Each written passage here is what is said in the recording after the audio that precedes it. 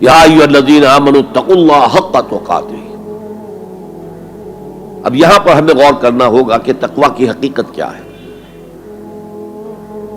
اگرچہ ہم آیت البر کے آخر میں پڑھ چکے ہیں اولئک الذین صدقوا واولئک هم المتقون، وہاں پر وہ ایک حیولہ، ایک شخصیت، ایک کردار وہ ہمارے سامنے آ چکا ہے، متقی کون ہوتا ہے۔ لیکن یہ موقع مناسب ہے کہ یہ لفظی معنی اس کے کیا ہے۔ عام طور پر جو ترجمہ کیا جاتا ہے اللہ سے ڈرو، یہ اچھا ترجمہ نہیں ہے، اور چونکہ اکثر و بیشتر لوگوں نے یہی ترجمہ کیا اور قرآن میں بار بار آتا ہے اتقوا اللہ اتقوا اللہ اتقوا اللہ، تو عیسائیوں کو یہ کہنے کا موقع ملا کہ قرآن زیادہ اللہ کے خوف پر زور دیتا ہے، جبکہ مسیح نے اور جو بائبل ہے وہ اللہ کی محبت پر زور دیتی ہے۔ اعتراض کرنے کا انہیں موقع مل گیا۔ خوف کا لفظ قرآن کا خود عربی زبان کا لفظ ہے، قرآن مجید میں بھی آیا ہے فلا تخافوہم وخافونی، تم ان سے نہ ڈرو، اپنے دشمنوں سے نہ ڈرو، مجھ سے ڈرو۔ خوف کا لفظ بھی ہے۔ یخافون یوما تتقلب فیہ القلوب والابصار، وہ ڈرتے رہتے ہیں اس دن کے تصور سے جس دن کے نگاہیں اور دل الٹ جائیں گے، قیامت کا دن، حشر کا دن۔ تو خوف کا لفظ قرآن میں ہے، عربی زبان کا لفظ ہے۔ تقوی کے معنی خوف نہیں ہے، تقوی کے لفظی معنی بچنا۔ دیکھیے وقایقی، وقایتن اسے کہتے ہیں ثلاثی مجرد، اس میں معنی ہے وقایقی وقایتن کے کسی کو بچانا۔ اور آپ بڑی آسانی سے یاد رکھ سکیں گے کہ جو ہماری دعا ہے، جو سورہ بقرہ میں حج کی دعاؤں کے ضمن میں اہم ترین دعا کی حیثیت سے مذکور ہے، ربنا آتنا فی الدنیا حسنۃ وفی الآخرۃ حسنۃ وقنا عذاب النار، وقنا عذاب النار، اے اللہ ہمیں بچا آگ کے عذاب سے۔ تو وقایقی وقایتن کے معنی ہے کسی کو بچانا۔ باب افتعال میں یہ بنا ابتقا، اور واو اور تا یہ جڑ گئے، اتقا اتقا۔ اتقا معنی خود بچنا، بچنا اللہ کی نافرمانی سے، بچنا اللہ کی ناراضگی سے۔ ایک بچنا آؤٹ آف لو ہوتا ہے، out of reverence, out of respect. ایک سلیم الفطرت بیٹا چاہے گا کہ میں کوئی ایسی حرکت نہ کروں کہ میرے والد کو اس سے دکھ پہنچے، یہ بھی بچنا ہے۔ ظاہر بات ہے کہ والد کا خوف نہیں ہے اسے، یہ اس کی روش آؤٹ آف لو ہے۔ والذین آمنوا اشد حبا للہ، جو لوگ صاحب ایمان ہیں وہ شدید ترین محبت کرتے ہیں اللہ کے ساتھ۔ بلکہ ہم نے جو حقیقت جہاد کا مضمون جو ہے اس پر غور کیا، اس کے ضمن میں ایک آیت جو بڑی عظیم آیات میں سے ہے قرآن کے، قُلْ إِنْ كَانَ آبَاؤُكُمْ وَأَبْنَاؤُكُمْ وَإِخْوَانُكُمْ وَأَزْوَاجُكُمْ وَعَشِيرَتُكُمْ وَأَمْوَالٌ اقْتَرَفْتُمُوهَا وَتِجَارَةٌ تَخْشَوْنَ كَسَادَهَا وَمَسَاكِنُ تَرْضَوْنَهَا أَحَبَّ إِلَيْكُم مِّنَ اللَّهِ وَرَسُولِهِ وَجِهَادٍ فِي سَبِيلِهِ فَتَرَبَّصُوا حَتَّىٰ يَأْتِيَ اللَّهُ بِأَمْرِهِ وَاللَّهُ لَا يَهْدِي الْقَوْمَ الْفَاسِقِينَ۔ اے نبی ان سے کہہ دیجئے کہ اے لوگو، اگر تمہیں اپنے باپ اور اپنے بیٹے اور اپنے بھائی اور اپنے زوج، مرد کے لیے بیوی، بیوی کے لیے شوہر، اور اپنے رشتہ دار اور اپنے وہ مال جو تم نے بڑے محنت سے جمع کیے ہیں، اور اپنے وہ کاروبار جن میں کساد کا، سد بازاری کا تمہیں خوف لاحق رہتا ہے، مندہ نہ ہو جائے، اور تمہارے وہ مکان جو تمہیں بہت محبوب ہیں، بہت سجایا ہے، بہت عمدہ فرنش کیا ہے، اعلیٰ ترین مکان بنایا ہے،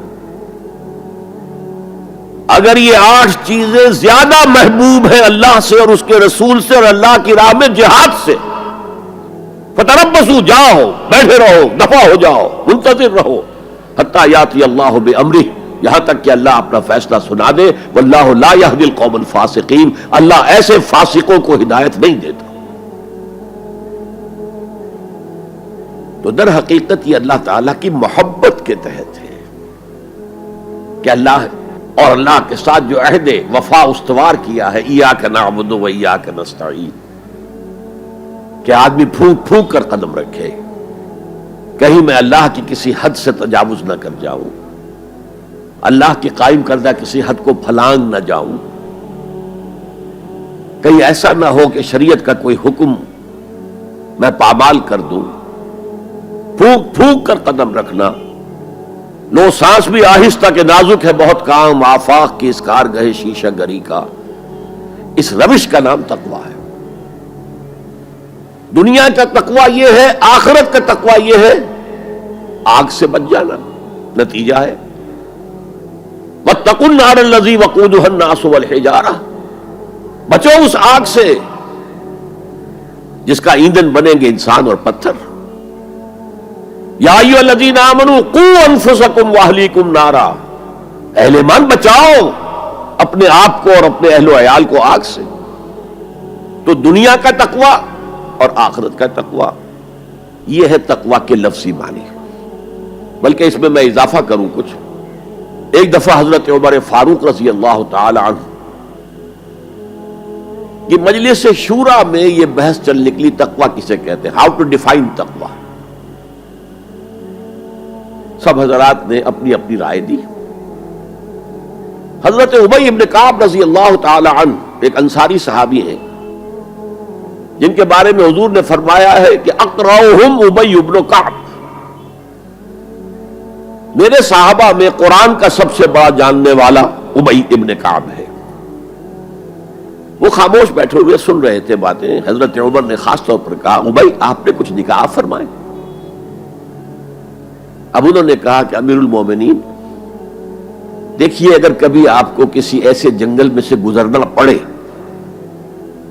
جس میں کوئی پگڈنڈی نہیں ہے، بڑی اونچی اونچی گھاس ہے اور قدم قدم پر خاردار جو ہیں جھاڑیاں ہیں، تو آپ کیسے گزریں گے؟ جسے میں بار بار کہہ رہا ہوں پھونک پھونک کر قدم رکھنا.